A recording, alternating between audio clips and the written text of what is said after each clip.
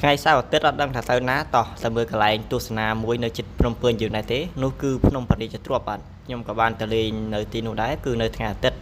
ហើយតាមផ្លូវដែលយើងឡើងមកនោះគឺមានសត្វស្វានៅអមសងខាងផ្លូវបាទដែលយើងមក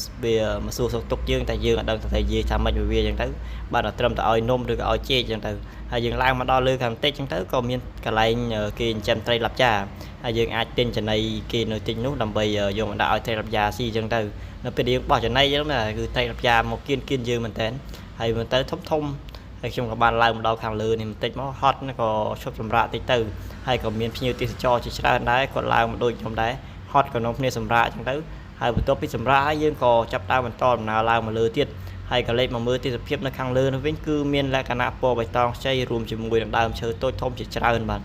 ហើយក៏មានភ្ញៀវទេសចរជាច្រើនដែរបានមកទស្សនាកន្លែងប្រាសាទនេះក៏បានជួបថតរូបរួមទាំងខ្ញុំផងដែរបាទមើលទៅទេសភាពរបស់ប្រាសាទគឺស្អាតខ្លាំងអញ្ចឹងគួរតែថតរូបម្នាក់មួយទុកអនុស្សាវរីយ៍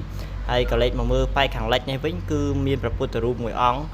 គឺធំមែនទែនបាទប៉ុន្តែខ្ញុំមិនដឹងថាត្រូវជិះតាមផ្លូវណាដើម្បីទៅដល់កន្លែងព្រះពុទ្ធរូបនឹងទេ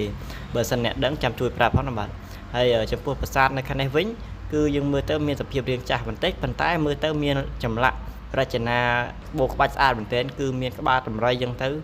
ដែលយើងអាចមកគយគន់ទស្សនាមើលពីការចម្លាក់របស់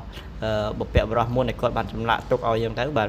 ហើយខ្ញុំក៏បានមកទស្សនាដែរបាទងើយទៅងើយលងដលើបាទហើយបន្ទាប់មកទៀតក៏យើងត្រឡប់មកផ្ទះវិញជាមួយនឹងកន្លែងអង្គុយលេងដ៏សែនសប្បាយនៅទីនេះគឺមានទឹកត្រជាក់មែនទែនបាទហើយវីដេអូប៉ុណ្ណឹងក៏មានប៉ុណ្ណឹងដែរអរគុណអ្នកគ្នាចំពោះការទស្សនាវីដេអូមួយនេះបាទអរគុណច្រើន